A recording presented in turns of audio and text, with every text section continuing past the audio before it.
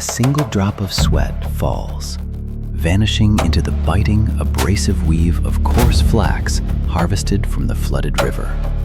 These are the earthly bindings of the mortal, a cage woven from dirt and desperate labor. But far from the blinding dust, deep within the shadowed sanctuaries where the merciless sun is commanded to obey, the anointed skin of the God King knows no friction. It is kissed only by a miraculous fabric that behaves like the weightless flow of sacred water.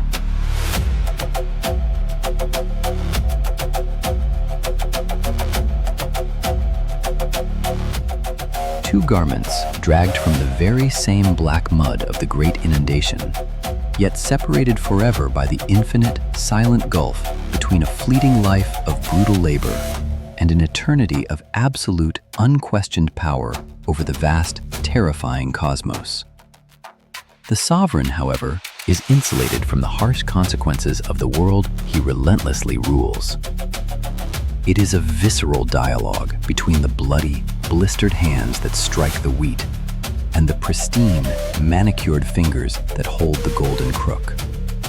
The story of eternity is not written upon limestone obelisks, but rather stitched deep into the invisible, contrasting geometries of these two suffocating garments.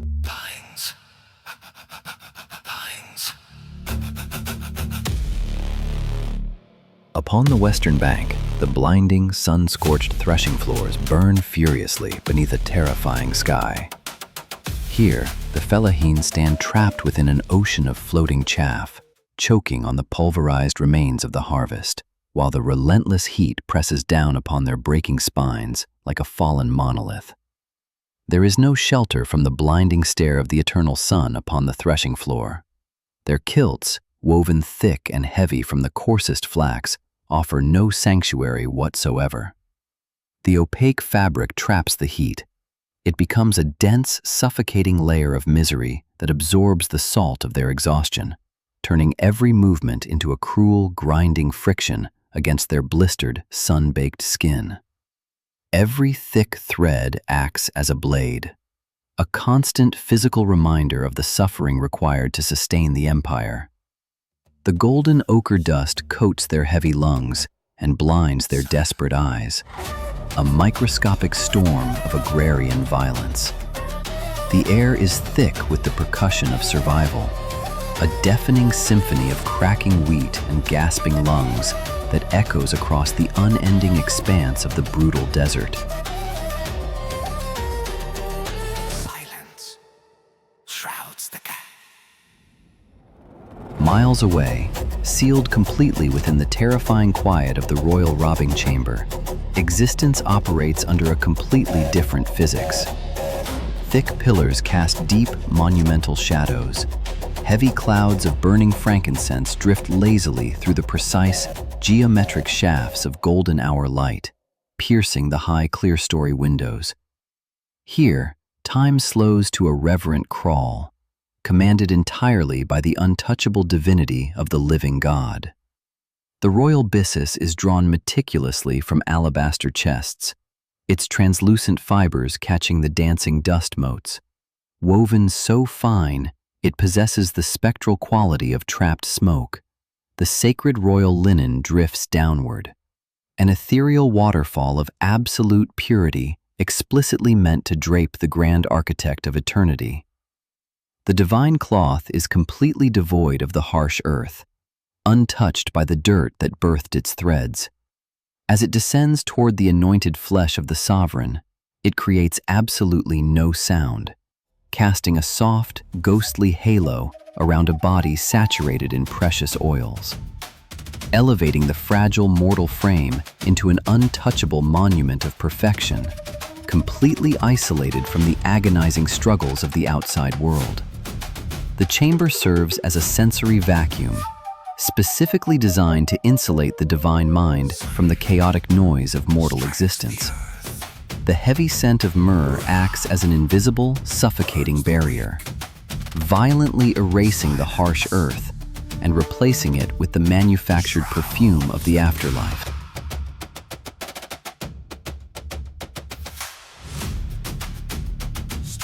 To build eternity, the mortal body must first be broken down into common dust. On the banks of the mighty river, the laborer's muscles scream in silent agony, tearing microscopic fibers with every downward strike of the heavy wooden flail against the unyielding sun-baked earth. Their sweating bodies are merely temporary tools, flesh and bone currencies spent to purchase an immortal legacy. The heavy kilt, heavily caked in dried mud and the crystallized salt of their endless exertion, becomes a terrifying physical cage. It resolutely refuses to yield, binding their exhausted legs in an abrasive grip that violently chafes their raw thighs with every pivot. A ceaseless, unending agricultural punishment. They wear the crushing weight of the harvest, bleeding into the dirt so the heavens may feast. There is no glory to be found in this foundational suffering. The blinding light washes out individual features, reducing exhausted fathers and sons into identical silhouettes moving rhythmically against the horizon. Human machines desperately powering the vast administrative engine of a kingdom obsessed with defeating death. The repetitive violence of the labor strips away their humanity, leaving only the involuntary responses of a nervous system pushed entirely beyond the limits of physical endurance. They are utterly consumed by the terrifying scale of the harvest, swallowed whole by the relentless cycle of the black, unforgiving soil. Conversely, the tremendous burden of the sovereign is invisible, yet undeniably crushing. Wrapped in gossamer fabric so overwhelmingly sheer it offers absolutely no physical resistance, the God King floats in a terrifying sensory deprivation. A gilded prisoner trapped firmly within the absolute, flawless geometry of the sacred palace architecture. To be a god is to be completely and permanently severed from the tactile warmth of human reality. The royal linen, possessing the deceptive visual weight of spun glass, clings to his chest without applying even the slightest pressure, creating a terrifying phantom sensation of wearing nothing at all. He cannot feel the prevailing wind. He cannot feel the solid earth.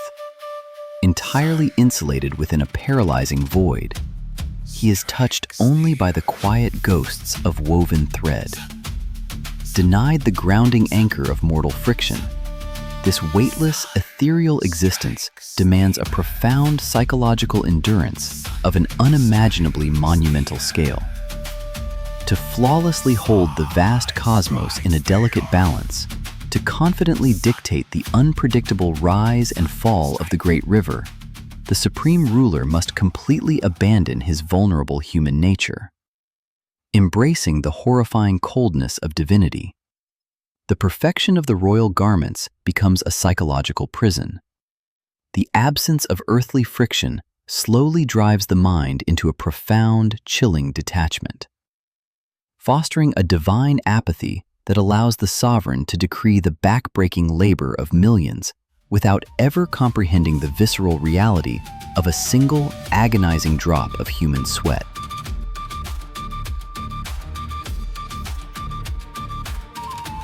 The relentless sun reaches its brutal zenith, casting no shadows upon the blazing western fields. The laborers aggressively accelerate, driven relentlessly by the violent crack of the overseer's rod.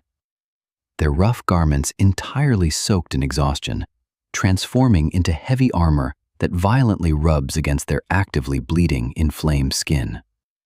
Mortal muscle and bone begin to catastrophically fail beneath the tyrannical decree of the scorching, unforgiving sky.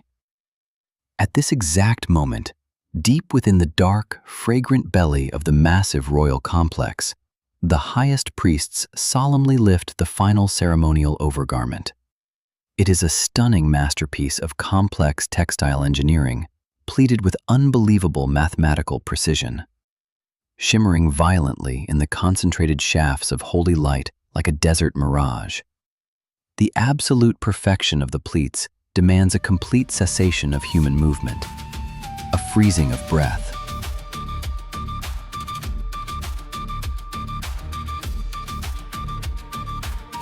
The stark sensory contrast suddenly reaches a horrifying climax. The deafening, chaotic violence of the brutal harvest, the agonizing screams, the cracking wood, the tearing of coarse fabric, collides against the agonizingly slow, soundless descent of the royal garment, as it finally makes physical contact with the anointed shoulders of the god.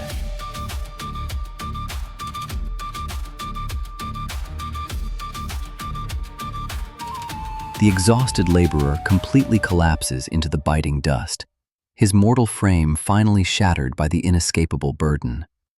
His face rests heavily against the deeply abrasive weave of his ruined kilt, tasting the distinct copper tang of his own blood, violently mixing with the bitter chaff. The earth reclaims his fading strength instantly, pinning him mercilessly to the ground, while the vast machinery of the empire's agriculture grinds on. He is merely a forgotten grain of sand, swept carelessly into the mortar of a kingdom's relentless ambition. Simultaneously, the pharaoh slowly opens his eyes, fully encased within his weightless, woven cage of perfection. He is swallowed by the suffocating divine persona, staring blankly ahead into the thick incense smoke, forever denied the simple, grounded relief of physically touching the very earth over which he wields absolute mastery. The psychological snapping point is achieved. The mortal breaks from the crushing physical friction of his environment, while the deity breaks from the terrifying, mind-altering absence of it. Together, their dual sacrifices fuel the grand illusion of the eternal Egyptian state, a monumental civilization built upon the synchronized breaking of human limits.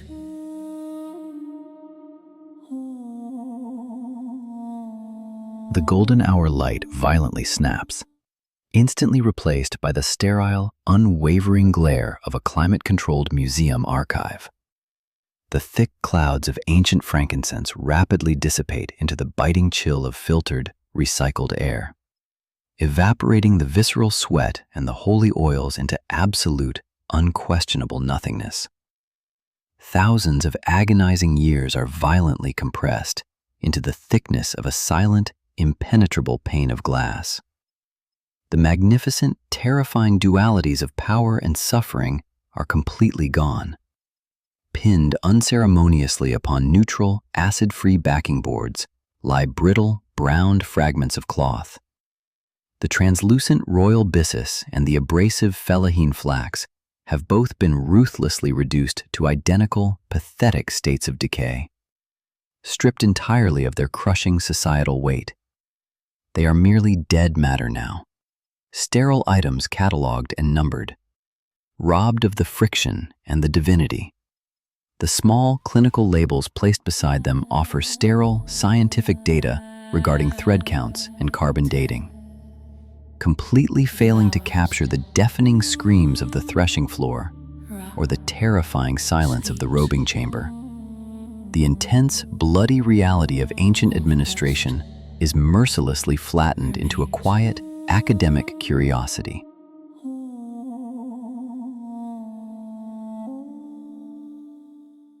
The camera drifts slowly over the frayed, microscopic edges of the deteriorating linen, revealing the fragile, breaking bonds of the organic fibers.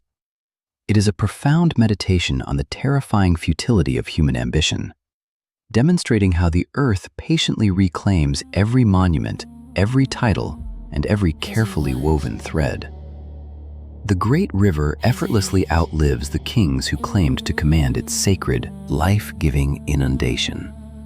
The abrasive cage of the mortal laborer and the weightless, silken prison of the living God were both constructed from the very same mud. They were brief, violent interruptions in the eternal quiet of the desert, temporary shapes molded by hands desperately fighting against the absolute inevitability of their own demise. We weave our grand illusions of power from the fragile dust, pretending we can bind eternity. As it Only the was, silent desert remains, holding As the it pulverized memory of both the bleeding in the builder wind. and his untouchable God.